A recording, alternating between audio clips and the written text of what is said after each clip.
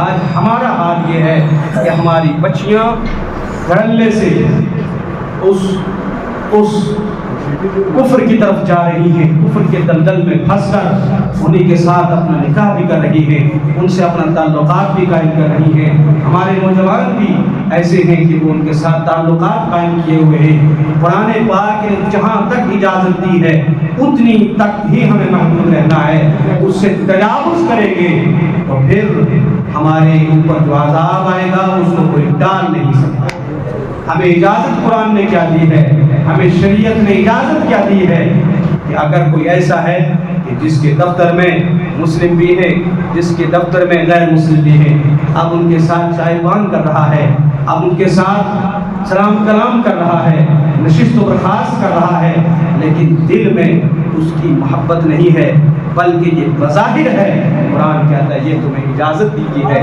لیکن اگر تم اتنے جھک جاؤ گے، اتنے جھک جاؤ گے کہ تم ان کی تہواروں کو بھی اچھا تہوار کرنے لگ جاؤ گے۔ ہم نے بہت سارے لوگوں کو دیکھا ہے کہ ان کے جب مذہبی تہوار آتے ہیں ان کے مذہبی تہوار پر بھی ان کو مبارکبادیاں پیش کرتے ہیں، چاہے دیوالی ہو چاہے ہولی ہو، یہ ساری چیزیں ان کی شعائر ہیں، ان کی نشانیاں ہیں۔ مسلمانوں کو ان نشانیوں سے پرہیز کرنا چاہیے، ان کا مذہب انہیں مبارک، تمہارا مذہب تمہیں۔ سمجھ میں آئی کہ نہیں آئی؟ یہ بہت ضروری باتیں ہیں اس دور کی جس کو سمجھنا بہت ضروری ہے۔ قرآن پاک نے فرمایا قل ان تخفوا ما فی صدورکم او تبدوہ یعلمہ اللہ، اے حبیب آپ اعلان فرما دیجئے جو کچھ تم اپنے سینوں کے اندر چھپاتے ہو یا تم اس کو ظاہر کرتے ہو، اللہ تعالیٰ ان سب کو جانتے ہیں۔ رات محترم حضور نبی کریم علیہ السلام نے ارشاد فرمایا میرے بعد میرے امت میں 30 دجال آئیں گے۔ کتنے آئیں گے؟ 30 دجال آئیں گے، وہ نبوت کا دعویٰ کریں گے۔ نبی کریم صلی اللہ علیہ وسلم کے فرمان کے مطابق حضور کے دور مبارک میں مسیلمہ کذاب پیدا ہوا۔ کون پیدا ہوا؟ مسیلمہ کذاب۔ جیسے کہ ہمارے دور میں مرزا غلام احمد قادیانی دجال پیدا ہوا، ایسے ہی حضور کے دور میں کون سا پیدا ہوا؟ مسیلمہ کذاب۔ اور مسیلمہ کذاب نے یہ کہا کہ میں نبی ہوں، معاذ اللہ ثم معاذ اللہ۔ دو صحابہ جا رہے تھے، چونکہ اس کے پاس مال و دولت تھی، اس کے پاس پاور تھی، صحابہ اکرام جا رہے تھے، ایک صحابی کو پکڑا اور کہا بتاؤ کہ اللہ کو مانتے ہو؟ وہ کہنے لگا لا الہ الا اللہ محمد رسول اللہ، اللہ کے سوا کوئی معبود نہیں، محمد اللہ کے رسول ہیں۔ اور مسیلمہ کذاب نے کہا کیا میں اللہ کا رسول ہوں؟ صحابی نے دیکھ لیا کہ اگر میں اس کو اللہ کا رسول نہیں کہتا تو اس نے مجھے میری گردن اڑا دینی ہے، اس نے میری گردن اڑا دینی ہے۔ دل میں یہی تھا کہ حضور آخری پیغمبر ہیں، حضور آخری نبی ہیں، چونکہ وہ مسافر تھے، سفر کی حالت میں، بے سر و سامانی کی حالت میں تھے، لفظ ہاں زبان سے نکال دیا، مسیلمہ کذاب نے اس کو چھوڑ دیا۔ دوسرے صحابی ان کا جب ان سے پوچھا گیا کہ بتائیے آپ کیا کہتے ہو، انہوں نے فرمایا لا الہ الا اللہ محمد رسول اللہ۔ مسیلمہ کذاب نے کہا بتائیے کہ میں اللہ کا رسول ہوں؟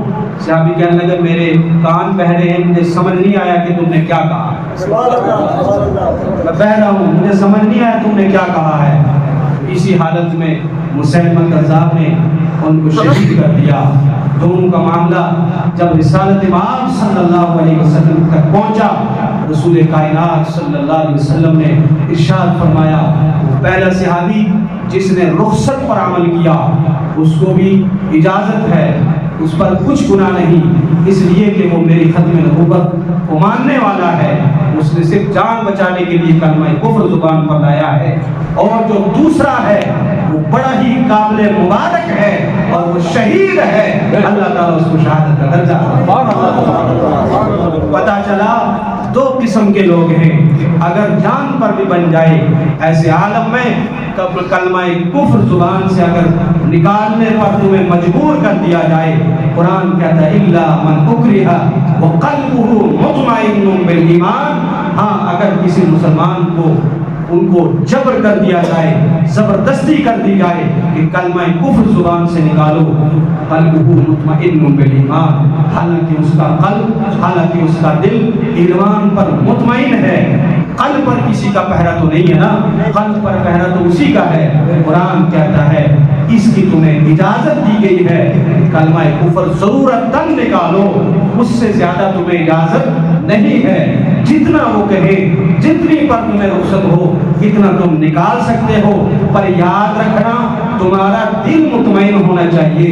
اگر تمہارا دل تھوڑا سا بھی اس میں ریب، اس میں شک پیدا ہو گیا تو تمہارا کام ہو گیا، تم دائرہ اسلام سے نکل چکے ہو۔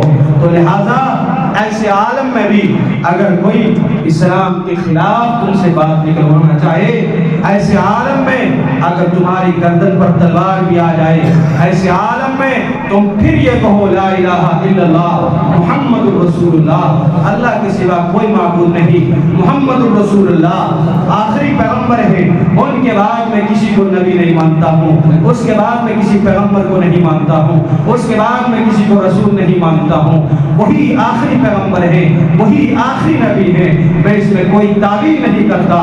اس عالم میں اس کی اگر جان بھی چلی جائے گی، قرآن کہتا ہے وہ شہید ہے۔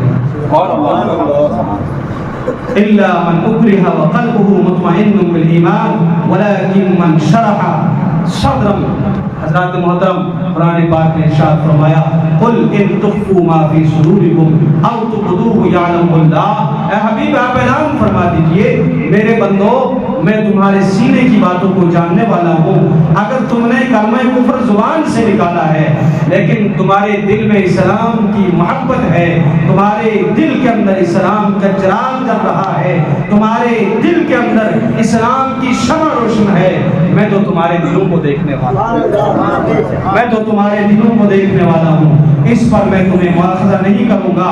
قرآن پاک نے اگلا جملہ ارشاد فرمایا وَيَعْلَمُ مَا فِي السَّمَاوَاتِ وَمَا فِي الْأَرْضِ، ارے وہ تو دلوں کی بات تو چھوڑو، وہ تو آسمانوں اور زمینوں کی باتوں کو جاننے والا، زمینوں اور آسمانوں میں کیا ہو رہا ہے، ذرے ذرے کے اندر کیا ہے، ساتوں زمینوں کے اندر کیا ہے، ساتوں آسمانوں میں کیا ہے، کیا ہو رہا ہے، کیا ہونے والا ہے، ان سب کو اللہ جانتا ہے۔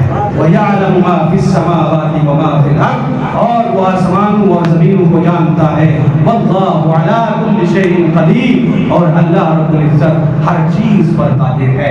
حضرات محترم اگر ہم قرآن کو پڑھیں گے، قرآن کے فرامین پر عمل کریں گے، انشاءاللہ العزیز ہمیں دنیا میں بھی کامیابی ملے گی، ہمیں آخرت میں بھی کامیابی ملے گی۔ اس لیے ہمیں چاہیے جو میں نے آپ کے سامنے قرآن کی آیات ذکر کی ہیں ان کو پرکھا جائے، ان کو پڑھا جائے، ان کے اندر غور و فکر کیا جائے، ان کے اندر تدبر کیا جائے اور پھر ان پر عمل بھی کیا جائے۔ آج مذہبی معاملات میں ہم اتنے مل چکے ہیں کہ ہم نے اسلام کی جو دیوار ہے اس کو پھلانگ دیا۔